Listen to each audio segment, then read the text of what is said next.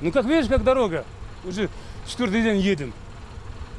Дорога нету, один направление.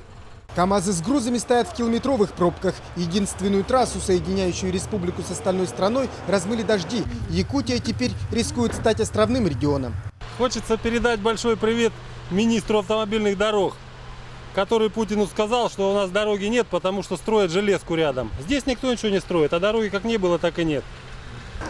Вот она, трасса федерального значения Лена. Местами она просто исчезает, превращаясь в болото. В прошлом году независимый западный сайт назвал ее самой опасной дорогой в мире. Десятки непроходимых мест, сотни машин, оказавшихся в кювете, застрявших в грязи. Обильные снегопады зимой, растаявшая вечная мерзлота. Вот только некоторые причины разрушения дороги. Дорога строится в болотистой местности без дренажных сооружений. В итоге, во время обильных осадков, трасса превращается в плотины, в земле копится вода, и грунт обрушается. И такие места становятся настоящей ловушкой для машин. Они и создают пробки. Сейчас на более опасных участках установлены посты ГАИ. Милиционеры стараются ограничить поток движения транспорта.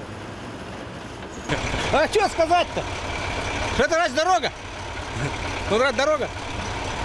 Вообще было лучше, нет, в прошлом году или в позапрошлом? Да такая же в прошлом году была. А позапрошлом была нормально. Упадешь!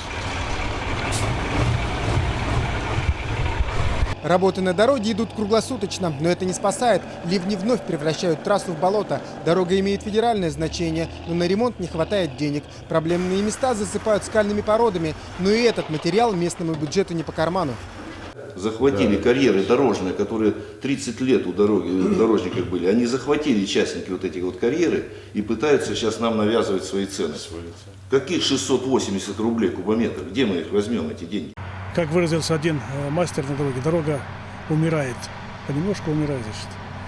Как и любой организм, значит, если не подпитывать, значит, то дорога вот приходит в негодность. Значит, на протяжении уже, по сути, 35 километров, значит, она находится просто в критическом состоянии. Конечно, еще не парализована, значит, дорога, значит, но положение очень сложное. Самый спокойный отрезок трассы Лена от поселка Большой Невер до Якутска по реке. Именно на пароме водители, да и пассажиры могут на 1 час окончательно расслабиться и отдохнуть. Максим Степанов, Михаил Кардашевский, Петербург, 5 канал, Якутск.